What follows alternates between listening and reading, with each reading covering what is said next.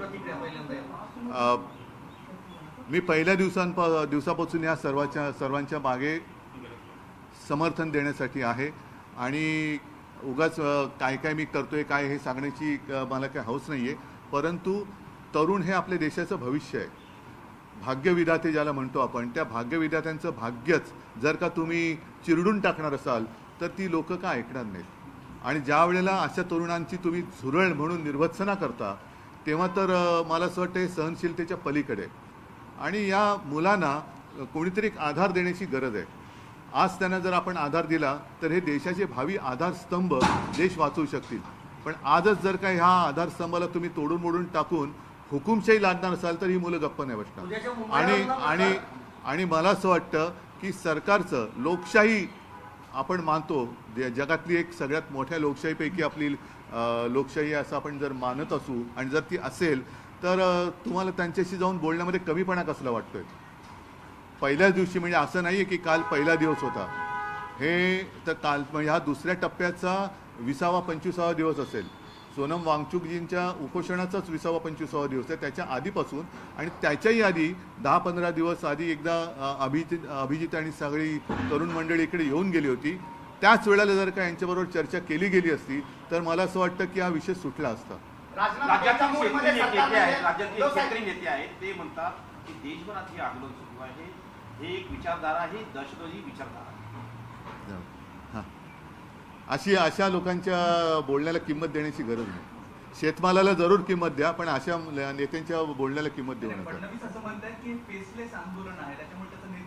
त्यांचा फेसलेस म्हणजे तो पुसून जरा तो लेस झाला असेल म्हणून तो तेवढ्यापुरता आरशात त्यांना फेस लेस दिसला असेल, तो पुन्हा फेस आला असेल त्यांना. आता सरकार राजीनामा घेण्याच्या मूडमध्ये नाही एवढं होऊन सुद्धा तुमचे सगळे खासदार पहिल्याच दिवसापासून आंदोलनाला पाठिंबा दिलेला आहे. डेडलॉक कसं सुटला? त्यांच्याशी चर्चा करा ना, तुम्ही चर्चा करा. जर मी माझ्या रविवारच्या त्या मुंबईत जे आंदोलन केलं होतं त्याच्यात एक गोष्ट म्हणजे काय राजाराणीची गोष्ट नाही, घटना सांगितली होती की कालच्या मे महिन्यात RSS कडनं एक असं स्टेटमेंट केलं गेलं हुजबळेंकडनं की पाकिस्तानबरोबर चर्चेचे दरवाजे खुले ठेवले पाहिजेत. आता नेमकं पाकिस्तानबरोबर लढायचं की नाही लढायचं आणि या आंदोलनात पाकिस्तानचा हात असेल असं जर का या सत्ताधाऱ्यांना वाटत असेल तर त्या हाताच्या तोंडाबरोबर तुम्ही बोलता तर मग या देशातल्या विद्यार्थ्यांशी, जे हे विद्यार्थी आपल्या देशाचे भाग्यविधाते आहेत, त्यांच्याबरोबर बोलण्यात तुम्हाला कमीपणा का वाटतो? म्हणजे हे मला त्यांचं गणितच कळत नाही की पाकिस्तानबरोबर चर्चेचे दरवाजे उघडे ठेवा, पण जे तुमच्या दारात आलेले आहेत, तुमच्याकडनं काही अपेक्षा घेऊन आलेले बाळगून आलेले आहेत, त्यांच्यावर तुम्ही लाठ्या चालवता. त्या मुलींवरती, अगदी मुलींवरती आणि महिलांवरती ज्या असभ्यपणाने अत्याचार केला गेलेला आहे. काल तर एक ती मुलगीच तिचे कपडे फाडले गेले. ही कोणती हिंदू संस्कृती आहे? ही हिंदू संस्कृती बसत नाही. ही रावण संस्कृती झाली. केंद्र सरकार म्हणते की आम्ही चर्चेसाठी तयार आहे, मात्र धर्मेंद्र प्रधानचा राजीनामा आम्ही घेणार नाही. ही मस्ती झाली आणि या मस्तीच्या विरोधातच सगळं आता देश पेटलेला आहे. ही राष्ट्रभावना आहे. आता नाही, पण उद्या प्रकाश आंबेडकरांनी मुंबई बंदची हाक दिली, शिवसेनेचा पाठिंबा आहे का? मला काल येताना आल्यानंतर इकडे कळलं. मला असं वाटतं आता लोकांना रस्त्यावरती यायचं आहे, लोकांना रस्त्यावरून व्यक्त व्हायचं आहे. त्याच्यामुळे त्याच्यापासून कोणी अडवू नये. कालसुद्धा तुम्ही बघितलं, म्हणजे मी तिकडनं निघाल्यानंतर एक 9 वर्षाची मुलगी, तिची बहीण, तिचे वडील, मुंबईच्या आंदोलनात अगदी कडेवरती घेतलेली लहान मुलं, त्या खांद्यावर घेतलेली अशी लोक यांना रस्त्यावरती यायचे. आता त्यांना येऊ द्या, कारण हे जे काय आहे हे अचानक हा उफाळून आलेला असंतोष नाही, हा गेल्या 12 वर्षात साठलेला असंतोष आता उफाळून बाहेर पडतोय. तो पहिला येऊ द्या बाहेर. ज्या पद्धतीनं दिल्लीमध्ये युवकांवरती लाठीचार्ज करण्यात आला, आता उद्या महाराष्ट्र बंद आहे, महाराष्ट्रात देखील अशा घटना होतील अशा चर्चा. महाराष्ट्रामध्ये आता काल तुम्ही एक पाहिलं असाल की मी इथे निघण्याच्या वेळेलाच आदित्यने एक प्रेस कॉन्फरन्स घेतली आणि आम्ही युवा सेनेकडनं एक हेल्पलाईन सुरू केलेली आहे.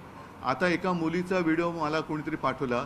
तिने सांगितलं की जवळपास 300 पेक्षाही जास्त आंदोलकांवरती मुंबईमध्ये त्यांना डिटेन करून ठेवण्यात आलं, ज्यांना आम्ही बऱ्याचशा लोकांना युवा सेनेने ते सोडवलं.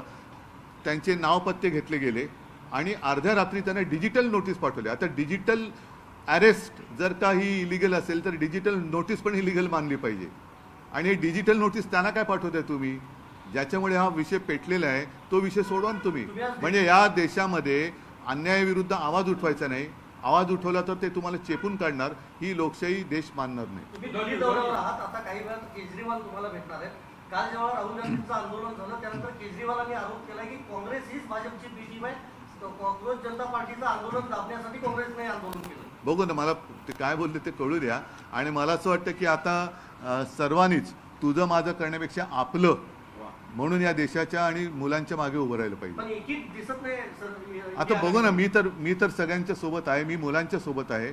म्हणून मी काल जाऊन अभिजितला भेटलो आणि त्या मुलांना मी म्हटलं मी भाषण करायला नाही, मी तुम्हाला वंदन करायला आलेलो आहे. कारण जी एक असं वाटत होतं आम्ही राजकारणामध्ये लढतो, पण एक कोणासाठी लढतो, तर ते कोणासाठी लढतो ती मुलं माझ्यासमोर होती. आणि ते बघितल्यानंतर लक्षात येतं की आहे अजूनही आपल्या देशामध्ये तो एक मर्दपणा म्हणतो, अन्यायाविरुद्ध लढण्याची जी चीड म्हणतो ती जिवंत आहे.